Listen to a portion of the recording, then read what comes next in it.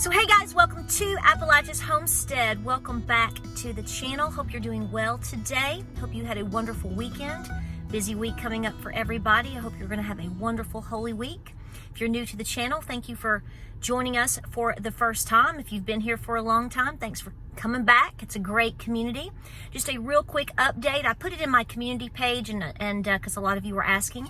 Little Henny Penny, my little hen that's under the weather, I should say, seems to be doing a little bit better.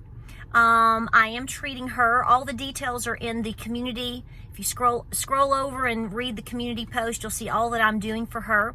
But I do have an update even since then. I made her a little bit of scrambled egg. You can feed eggs back to chickens. Some people kind of question that. I mean, no offense. I can tell you never raised chickens before. That's actually quite common. You want to give them that extra protein boost. It's soft for them to eat, easy for them to digest or to take in. I actually had to hand feed her a little bit with her beak, but once she got it there, she was breaking it up and swallowing it with no problem. So I know she's not having any trouble there. It's just her, I think it's her neck. I think she has wry neck, and that's what I'm treating her for. You can read all that I'm doing. So therefore she can't really peck at her food because that's causing her to use her neck. I think that's the issue. So I'm assisting her. We'll see how she does. I just like to know that I'm doing the best that I can for all my critters. And that's what animal husbandry is all about. But let's get to the nuts and bolts of this conversation, because there's a lot of things that we are watching change around us globally, in our country, nationally, and locally. I mean, it's every day. As we say this all the time, I say this all the time, it's not something that you look for in terms of changes on a monthly basis like we did, say, 4 or 5 years ago. Even that shifted to like a weekly basis. Now we are hour to hour, minute to minute. It's almost impossible. It's impossible, basically, to keep up with day to day for most people, and I realize that. I'm going to start off with talking about something that's to me, some people would say, why are we worried about this? We're not worried about it. But I think it's kind of indicative of more changes in the things that are happening around us to solidify that you're not crazy, that the world has changed and it's not going back. Some people would tell you we're not going back to normal. Normal isn't coming back. Jesus is coming back. But again, we don't know the timing of these things, so therefore we have to roll with the punches. There's a lot of context just in that conversation alone. But let's talk about Chick-fil-A, because it's something that we saw break loose yesterday afternoon. I didn't film about it because I was already talking about something else, but I do want to hit on this because I think over the last 10, 15, 20 years, a lot of us from time to time, some of you don't like Chick-fil-A. I get it. Everybody has their preferences, but we're watching a massive change occur on many scales in terms of our food supply. We are watching a lot of changes happen also in terms of how farmers are being treated or attacked. Even your small homesteaders, right? Your small farms in Oregon, you've seen all the news about that. That's broke loose over the last week or so. Whether it's rain catchment water or your wells or your water is basically is not yours. It's not a private entity on your property, et cetera, et cetera. They're just finding any excuse they can to continue to attack the farmers, whether big or small. Some of these large-scale farms could also, we question, depending upon how they want to monopolize a particular section of the food industry. I think you should be questioning I'm not pointing anybody out. I am not saying this is happening. I am questioning what I see happening, and I think that you should too. Because anytime somebody, a business, especially in a certain particular style industry, be it food or not, anytime they can monopolize something, they're going to make more money. So you should question everything. There is competition everywhere.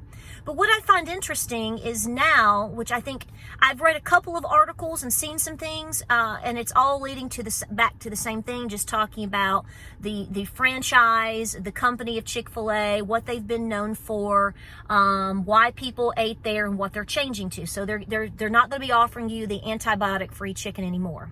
Why? Well, the first thing that comes to mind which should be the most obvious, is, I think, and I haven't read this, maybe you have a different article, that'd be great to see, financially.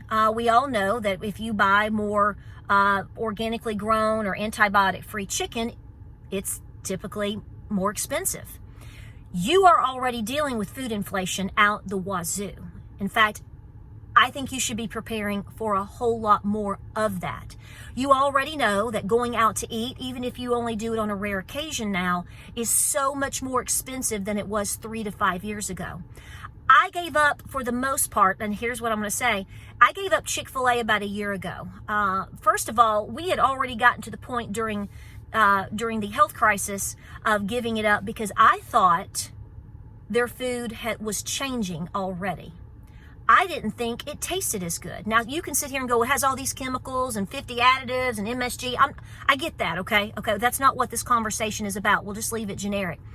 I didn't think that their food tasted the same. It's just like a whole lot of other foods that you can go and buy, like, I won't eat, this is junk food too, so let's not get into a junk food lecture here, but the fact remains, I grew up like you did eating Little Debbie. I loved certain Little Debbie snacks as a little kid. Oatmeal cake or, Cosmic Brownie or whatever. I can't stand them now because I'd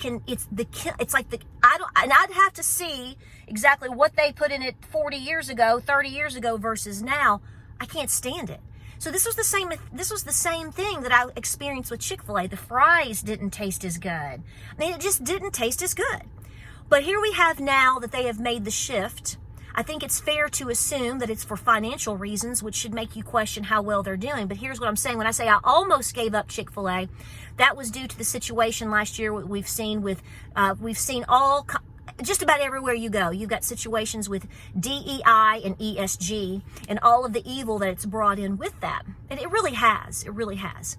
But I will admit to you that I can tell you that within the last year, we went for months. We didn't, if you go out, we would just grab something. I can tell you that I ate there 2 weeks ago. And then I think I ate there, we drove through a couple of months ago. And what we noticed, first things first, my husband picked up when we were just there, a week and a half ago actually. And we went through the drive-thru. It was just us two. And we just wanted to get something quick. We were running errands, just something real simple and easy. They were asking you for add-ons. They were adding, it's almost like a little, not a service fee, but an add-on. Would you like, I just add on. They were trying to upsell what we were already buying. We had never experienced that before. James and I both thought that was peculiar. And I said, well, look at the drive-thru. There's only 3 cars here. Normally on a Saturday at 12:30, it's lined up out the wazoo. We've noticed, unless it's a particular night where they have like local high school competitive something, and people go to Chick-fil-A like a fundraiser of some sort, they're not very busy. I think that they have been hit financially, which is, I think, fundamentally why they could be, changing to a lesser quality chicken. Who wants that? If you're going to be paying $50, $60 for a family of 4 to eat essentially what you thought was a little bit better fast food, people can't keep up with that anymore. You also have to know that the world has changed. All the companies that you trusted 10, 15, 20 years ago, 9 times out of 10 are not the same companies. Okay? They've been bought out, they've been restructured, and they have had the situation of, like I said before, ESG or DEI come in, which is fundamentally changing the entire structure of their business because they have to go along with the game. Now, in some ways, this is failing, but in a lot of ways, it's already implemented. And so, therefore, you're going through the pipeline of what will be. Will Chick-fil-A stand the test of time is my question. I don't know. What will have to continue to change, but it's not just going to be Chick-fil-A. It's going to be everything that you touch. Unless it is a small, very local, sweet, mom and pop situation, you're going to see massive changes if you haven't already. But here's the thing, even with your small mom and pop situations, depending on whether it's a clothing store, a farm supply store, a restaurant, where are they getting their items from? What I'm trying to get at, folks, and I know some people don't like to hear this, fundamentally, everybody is being touched by this. The world changing is touching everything. I'm not telling you to accept it, but what I am telling you is you have to mentally accept what's going on around you. A lot of people are still in denial, and they just want to say, oh, well, they're just trying to make more money. Why are they trying to make more money? What is their plan, their business plan? What is their business model? So we can sit here and say it's just about antibiotics and chicken. It's actually really not. And by the way, if you did not know, who supplies their chicken? What company, where do they get their chicken? Along with things also like Popeyes, Taco Bell, and other places. Are these companies that are in line with Americans and American workers? Have you heard of Tyson and what they've been doing? We've talked about that in recent weeks, and I know that you are familiar with that. You might want to do some digging on that. So when you go and you buy your food at places, it's not just about what you see on the label or what the price is. It's also about what's going on behind the scenes and how far do these tentacles reach. I want to encourage everyone here as much as possible to sit down today, tomorrow. A lot of you have already done this. A lot of you already have this worked out.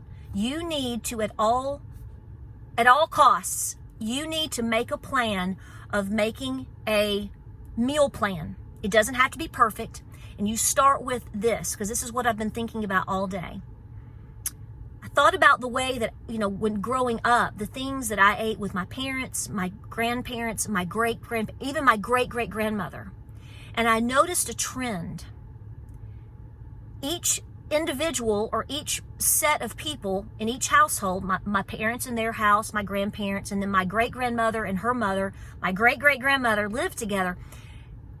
They had about 10, 12 things that we pretty much ate the same way over and over again. They kept it by design without thinking. I think it was just the cost of food and keeping things simple and trying to meet the needs and wants of everybody. About a dozen or maybe less meals. It wasn't complicated. We've gotten way off the map. Please be thinking of things that you like, that you can afford, that you can stretch, and that you like to eat, and that you can fix at home with ease. If you can't fix it that night, then it's something your husband is, or your, vice versa can fix, or your children can fix. I know that my sons can easily fry up some chicken, or, they can, or make great spaghetti, or roast some vegetables or whatever. Eating at home is not just something that you're choosing to do anymore. It's because you're being forced to. Okay? You're being forced to because the world has changed. Inflation is not going away, y'all. That's why, again, you're probably seeing them now kind of go back and go, well, it might be a rate cut of 1 this year. You know why? Because inflation is absolutely beating everybody up and down the block. The agenda is pushing through. We'll talk more about that, but that is what's happening. This isn't just about chicken. It really isn't. If you look at all the things that we just talked about right now in this 14-minute conversation, it's all a part of the agenda. It's about attacking and controlling your food supply, and it's coming at it in different ways, in different manners, and it's been happening. You're just now, I think a lot of people in more recent months, maybe over the last year, sort of thought it was transitory because they bought the lie. They thought that they could see it through. It's not gone away. And some would argue it's going to get worse. I tend to think that it very likely could because they're not stopping spending. We'll talk more about that. Sit down today and brainstorm the things that you have in your preparations and the things that you like to eat. Make a meal plan. You can rotate it however you want, but just have it in mind. For example, here's in closing, if I were to put on a crock pot of a pound of pinto beans, what all can I do with that? That's a meal in itself with a side dish, maybe some simple vegetables, some mashed potatoes, and some cornbread. What you may have left over, depending on how many people eat, you can then take it the next day. You can make a soup. You can make a chili. You can make that chili depending upon how many people consume that chili. And then on the third day, you can make a simple chili pie. Think about all of these things, not just about what you like, but also how you can stretch it, because you might come up with 10 or 12 meals initially. But if you're really getting good at cooking at home, you can then stretch it out to another 15 or 16 meals. That's how your grandmothers made it. I watched my grandmothers implement this in full action before my very eyes, and it made an impression on me. And it didn't even occur to me what they were doing long until after I was married, had 3 children, and had to be forced onto a budget because I became debt-free. And I wanted to be on a frugal budget so I could raise my children at home.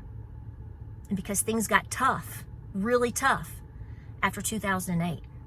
Guys, do your homework and do it quickly. Like, subscribe, and share. Learn to fry that chicken. It's not hard. You can have multiple healthy ways of making it easier for you. You have options, but understand, really, this isn't about the chicken. This is about the world has changed and is against you. You have to accept this reality, and the way that you handle that is by grabbing that bull by the horn and say, okay, I see what you're doing here, but I'm going to be smarter and better. And you know why? Because I've got God on my side, and we're going to win, because the battle's already won. Like, subscribe, and share. I hope you're having a wonderful day. More videos coming your way. Stay busy out there, okay? Keep praying, keep prepping. Stay peaceful. There's a lot to work on. We're going to press forward, and I'll see you on the next video.